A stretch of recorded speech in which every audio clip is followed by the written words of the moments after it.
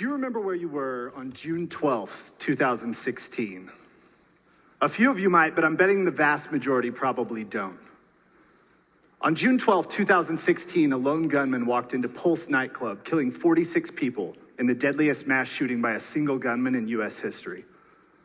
Now let's go back about a decade.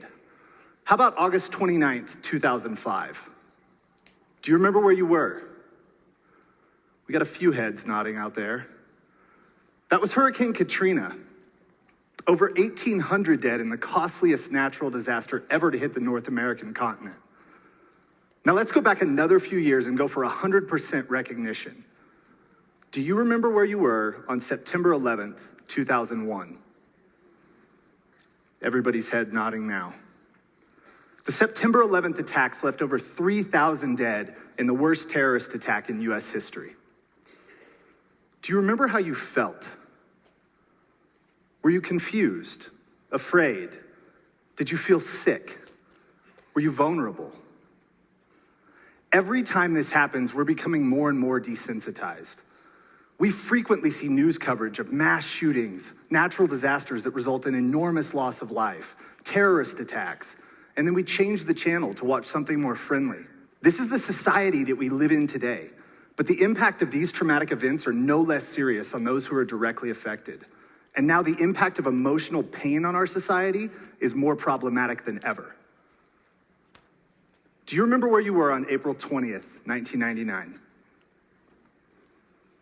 Two students walked into Columbine High School armed with shotguns, semi-automatic rifles, and a bevy of homemade explosives, killing 12 students and a teacher in what was at the time the worst high school shooting in U.S. history. I remember where I was. I had just walked into the library with my best friend in order to meet others preparing to go to lunch. Moments later, a teacher ran through the same doors we just entered, yelling for everybody to get under the tables, that somebody had a gun. I remember how I felt. I was confused. I was afraid. I felt sick. And I was vulnerable. And just minutes later, I was playing dead underneath a table next to a pool of blood. I had just been shot, and I'd witnessed my best friend murdered right in front of me as we were huddled together waiting for help to come. I was broken. I was in shock. And I was in pain. But my understanding of pain that day was nothing like my understanding of pain today. What's the first thing you think of when you think of pain? Is it a broken arm, headache, sprained ankle, maybe a gunshot wound? Those are the things that I used to associate with pain, and they're pretty in line with the medical definition of pain.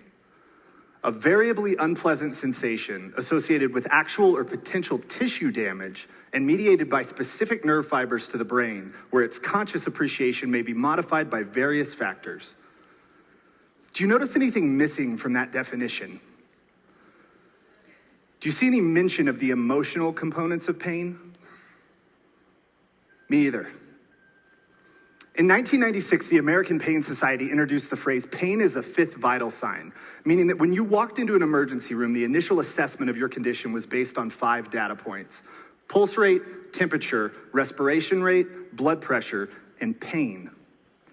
This was brought about by a cultural movement that was adamant that we were undertreating pain, and patient satisfaction surveys were put in place in order to track the outcome and effectiveness of this new implementation. And what better way to promote these new policies than to tie physician and hospital compensation to patient satisfaction?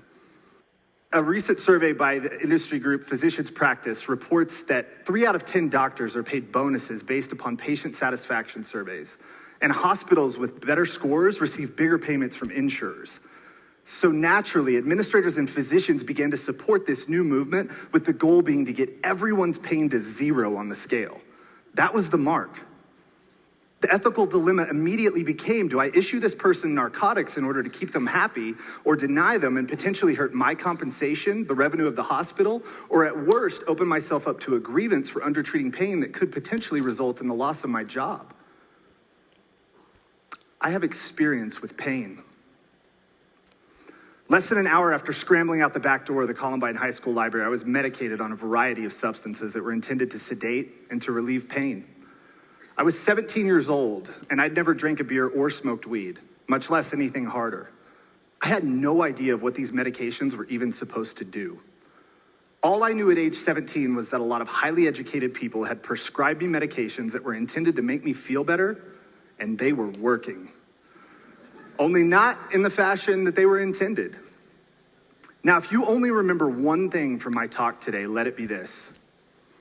Opioids are profoundly more effective at relieving the symptoms of emotional pain than they are at relieving the symptoms of physical pain. I often think back to my pain that day, and if I were to rate it on the pain scale, my physical pain would have been a 3 or a 4, and that was likely the response I offered when I was asked. But my emotional pain was an absolute 10. I was in agony beyond comprehension. But that was never asked. It was never talked about. Acute physical pain ends relatively quick. Complex emotional pain does not. My physical pain had subsided in just a matter of days, but my emotional pain was just as debilitating as it was lying in the hospital bed that day. So I continued taking the medication that was prescribed for my pain. I was addicted before I even knew what was happening. A recent survey by the American Society of Addiction Medicine reports that 86% of heroin users began by taking prescription opioids. And in 2012 alone, over 259 million opioid prescriptions were filled in the US. That is more than enough to give every American adult their own bottle of pills. I very quickly began drug seeking in order to soothe my emotional pain. And it was only a matter of months before the prescriptions had turned to alcohol, marijuana, and illicit narcotics. And as addiction always does over the course of the next decade, my tolerance continued to build, my life continued to be unmanageable, and my emotional pain stayed unresolved. It was like I had pressed a pause button on my emotional growth. I was managing my pain in the only way I knew how. And I wasn't alone. I believe that emotional pain is what's driving the addiction epidemic. Think of someone you know who struggles with addiction. I'm betting you can point to an element of unaddressed or unresolved emotional pain in that person. Now think of a time you were in intense emotional pain and how desperate you were to stop it. What if you had been offered an immediate route to feeling better? Imagine for a moment breaking your leg in an avalanche. Now that injury alone can be a fairly traumatic experience, but it's manageable. With short-term pain management, most would make a full recovery. But now imagine sustaining that exact same injury, only this time your close friend was skiing next to you and they didn't make it out of the avalanche alive. It seems so crystal clear to me that there would be two very different pain management strategies for what would appear to be an identical physiological injury. Only there's not. Emotional pain is toxic, it's pervasive, and society has programmed us to avoid it. We medicate with alcohol and drugs, sex and pornography, even television and technology. And oftentimes, we're doing this without even knowing it. Our society is literally being defined by this pain. And now more and more people are dying every month because they're looking for solace in the only way they know how. It's the way they were programmed. Everyone has pain. It's unavoidable. And I have a simple summary for how we got here. We built a society that is filled with emotional pain and trauma. We combine that with a healthcare system that's intended primarily to treat physiological symptoms, and then we put big pharma in the driver's seat. Aimed directly at profits with regulations that are easy to manipulate. And now we're in the midst of what the former Surgeon General called the worst public health crisis the nation has ever seen 2 years ago. It has since worsened, and what was then the addiction epidemic is now commonly referred to as the addiction pandemic. And here's a glimpse of where we're at today. The New York Times reported last month that overdose deaths rose by 19% in 2016. And preliminary data for 2017 shows that this trend is only worsening.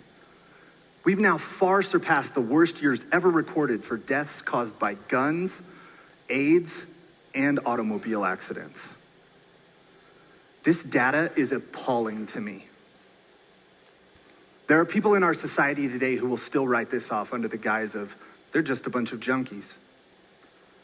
Well, I'm here to tell you, they're not. their fathers, mothers, brothers, sisters, their children, sometimes not even in their teens. They're people just like you and me, trying to cope in the only way they know how. And they're dying by the thousands every single month at an ever-increasing rate. Addiction is the only disease where we commonly wait until it's at the highest levels of acuity before we try to do something about it. And by then, it's often too late. We have to start sooner. We have to practice early interventions. We have to educate youth with real-world methods. We have to stop thinking that people can be rehabilitated in 30 days. And then we have to improve accessibility to long-term treatment. We have to eliminate the stigma associated with addiction. And most importantly, we have to reform a broken healthcare system that is slowly coming to terms with the fact that they're responsible for this pandemic.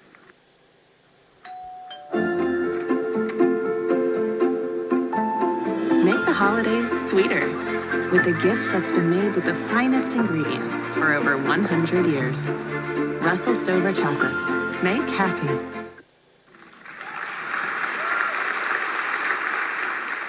It took me over a decade of active addiction and many more in recovery before I finally learned the difference between feeling better and actually being better. Because I had to learn to lean into the pain. I had to quit looking for the fast road to relief. I had to do the emotional work that needed to be done no matter how much it hurt.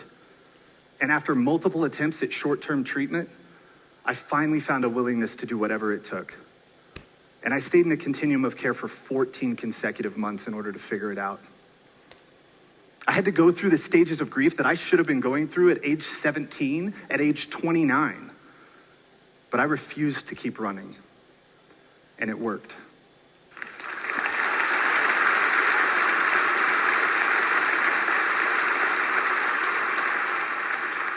Fortunately for us, there is such a thing as post-traumatic growth.